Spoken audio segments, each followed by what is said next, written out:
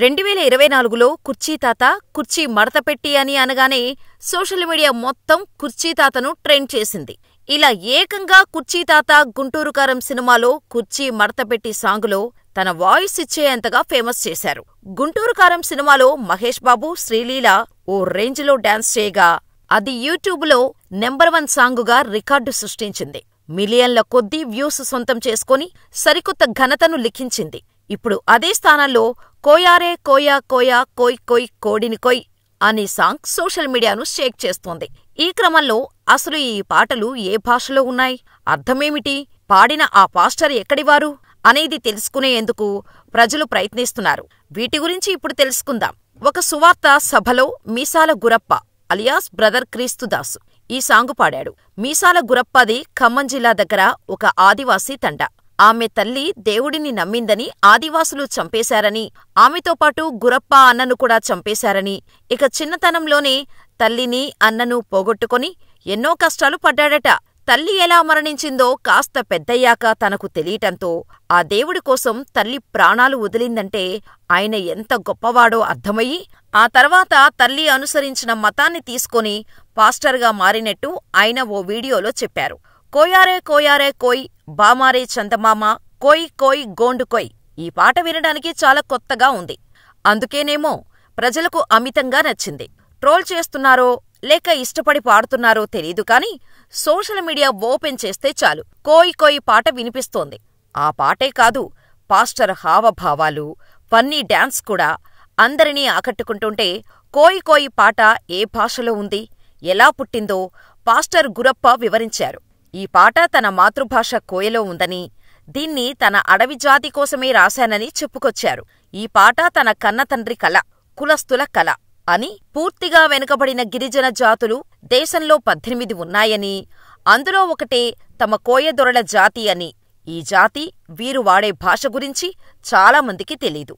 దీన్ని వెలుగులోకి తెద్దామని ఈ పాటను 40 ఏళ్ల కిందటే రాశానని పాస్టర్ గురప్ప తెలిపారు. ఈ పాటను కోయ భాషలో జానపదాలను ఆడబిడ్డలు పాడుకునే రేరేలా రేలా రాగాన్ని కలిపి ఈ పాటను రూపొందించినట్టు తెలిపారు. అందరూ ఆనందించాలని, సంతోషంగా ఉండాలనేదే ఈ పాట సారాంశమని తెలిపారు. పాట అర్థాన్ని వివరించారు. నేను సంతోషిస్తున్నాను, మీరు కూడా సంతోషంగా ఉండండి, నాతో కలిసి డాన్స్ చెయ్యండి. నన్ను బాధల నుండి బయటపడేసిన దేవుడు మీకు కూడా ఆనందాన్ని ప్రసాదిస్తారు. మీ దుఃఖాన్ని సంతోషంగా మార్చేది ఆ యేసు ప్రభువే. భార్యాభర్తలు పిల్లలతో కలిసి ఆనందంగా ఉండండి అని చెప్పడమే ఈ పాట అర్థమని క్లారిటీ ఇచ్చారు గురప్ప. గురప్ప తన జీవితం గురించి కథలుగా చెబుతున్నారు. ఆయన మాటలు నమ్మశక్యంగా లేకపోయినా చాలా కాన్ఫిడెంట్గా అవన్నీ తన జీవితంలో జరిగాయని చెబుతున్నారు.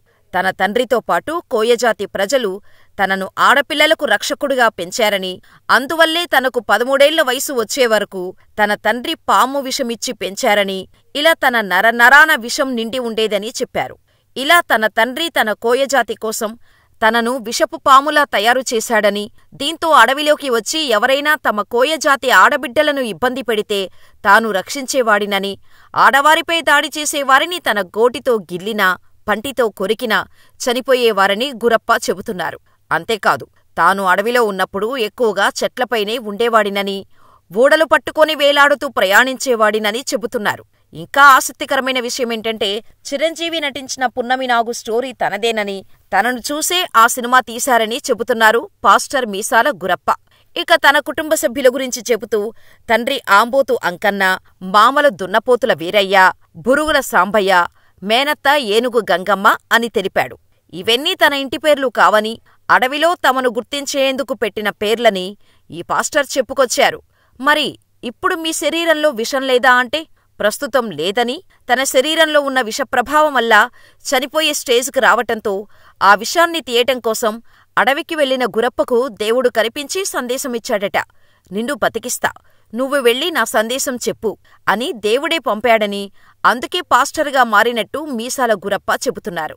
అయితే కొందరు గురప్ప చెప్పేవన్నీ కట్టుకథలు అని కొట్టిపారేస్తున్నారు. నీల్ రాజు అనే వ్యక్తి ఫేస్బుక్లో కొన్ని వీడియోలు గురప్ప చెప్పేవి నిజాలు కాదని, అసలు అతను పాస్టర్ కాదు అని, అతనొక కామాంధుడని, ఓ మహిళపై అత్యాచారయత్నానికి కూడా పాల్పడ్డాడని, హైదరాబాద్ బోరబండలో ఈ ఘటన చోటు చేసుకుందని చెప్పుకొస్తూ కొన్ని వీడియోలు పోస్ట్ చేశాడు. ఈయనే కాదు, గురప్పపై పాస్టర్ జాన్ మాస్కో కూడా గురప్ప బండారాన్ని బయటపెట్టాడు. ఆయన ఒక ఇంటర్వ్యూలో మాట్లాడుతూ, ఇలాంటి పాటలు ఒరిజినల్ క్రిస్టియానిటీలో లేవు, ఎవరూ అంగీకరించరు. చాలామంది డబ్బు కోసం, పేరు కోసం పాస్టర్లు అని చెప్పుకొని ఇలాంటి పాటలను క్రియేట్ చేసి దేవుడి నామాన్ని అవమానపరుస్తున్నారు. గురప్ప గురించి నీల్ రాజు అనే వ్యక్తి ఏదైతే చెప్పాడో అది అక్షర సత్యం. నీల్ రాజు పాస్టర్లు తప్పు చేస్తే అస్సలు ఊరుకోడు. ఎన్నోసార్లు మా మీద కూడా ఆయన ఫైర్ అయ్యాడు.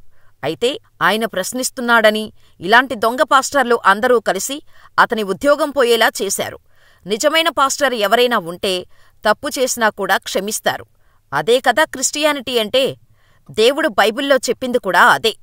ఇలాంటి ప్రశ్నించే వ్యక్తులు ఉంటేనే జాగ్రత్త ఉంటుంది. అలాంటివారు లేనప్పుడు ఇలా కోయదొరలు బయటకు వస్తున్నారు అన్నారు. ట్రైబల్ పేరు చెప్పుకొని ఇలాంటి పాటలు పాడి దేవుడి పరువు తీస్తున్నారని భీమవరంలో ఒక ఈవెంట్కు ఈయనను బుక్ చేసుకుని కామెడీ చేయించి పూలు చల్లి సునకానందం పొందుతున్నారు. ఇలాంటివారు వలనే మా కమ్యూనిటీని ట్రోల్ చేస్తున్నారు, బూతులు తిడుతున్నారు అని మేము పోలీసులకు ఫిర్యాదు చేసినా ఎవరూ పట్టించుకోలేదు.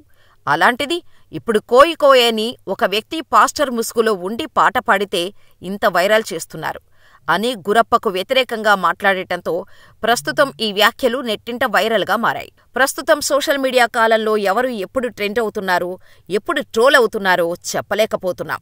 సోషల్ మీడియా కంట్లో పడితే మాత్రం ఒక్కసారిగా సామాన్యులు ఓవర్నైట్ స్టార్లు అవుతున్నారు.